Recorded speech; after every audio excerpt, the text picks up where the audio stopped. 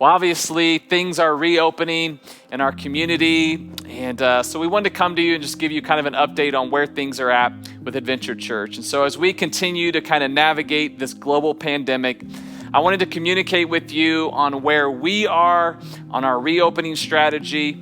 And as the governor and the health department are implementing guidelines for churches in a phased approach to reopening, I kind of want to explain that to you a little bit and what that means. But as we consider reopening, really the question for us as a church is, when can we safely and responsibly resume in-person gatherings? We've been working very hard to gather data and put together a plan to answer that question. In fact, we've had a tentative plan for a few weeks now, but it's gone through several revisions. And as of right now, we do not feel prepared to just throw out a date and to make any sort of announcement, but we are just kind of taking this week to week. But I do want to let you know that we feel confident that a date will be set soon, and we will communicate it to you at that time. I do want to caution you, however, that this decision has several layers to it, and we're considering all of them. We know that there are people who feel strongly that we should reopen today, and they're ready to be back. We also know that there are people and some people who maybe won't return for several months, if ever, because of someone they love is vulnerable to the virus, or they may be, and so they could see a quick reopening as even irresponsible. You see, we kind of risk disappointing many people no matter what we decide right now. And as your pastor, I'm just asking you to have grace and understanding for both ends of this sentiment. Those who want to meet immediately are not more spiritual or less wise. Those who want to stay home a while longer are not more wise or less spiritual. It's going to be a personal decision, and we respect both of those sentiments. This is not just a religious freedom issue. If that were the case, we would have never closed our doors.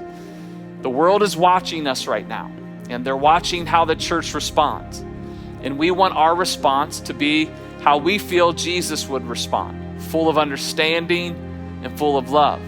We feel a responsibility to do our part within reason to not further the spread of this virus.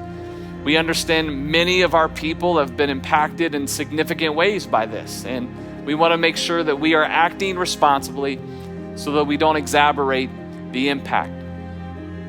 We want the in-person church experience to also be high quality, the way it was before we reopened. While some restrictions are okay and doable for us, we want to make sure that we don't have such a restrictive gathering that most people would prefer just to stay at home.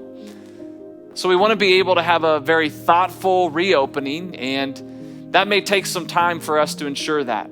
We know it's going to look different at first and slowly normalize as these safety recommendations and guidelines begin to loosen. For example, our first few weeks of meeting together may not include full Kidventure services or programs, or not at all. There would be no self-serve coffee, offering, communion, greeting, would all be very different. There'd be no congregating or gathering in the lobby, and that's just to name a few things. And with the limitations of our current auditorium size, we will also have some challenges meeting the current occupancy restrictions to maintain social distancing. This is going to drastically limit the amount of people that we can have in the building at a given time, and require those of you who would want to attend to RSVP in advance for yourself and for your kids and the rest of your family. So as you can see, this process will have its challenges, and we just want to make sure that we make it as smooth as possible for everyone involved. This is a challenging time for our country, for our community, and for all of us. But I know this, that God has a purpose in it. He was not caught off guard by this, and throughout this process and this season of not meeting together, we've seen several people make decisions for Christ watching right in their living room. We've seen the church step up and distribute meals and provide for our community and literally around the world. The church has continued to be the church, not just on Sunday, but every day of the week. I would say even more so than before. Don't get me wrong. We miss you. I miss you. I can't wait to see you. I'm so ready to be back, to worship with you, to connect with you. But in the meantime, we're going to continue to let the church be the church. We need to be patient with each other, be respectful of all people, and continue to pray that throughout all of this, people will be drawn to Jesus. I can't wait to see you very soon, and stay tuned for more updates. God bless you guys.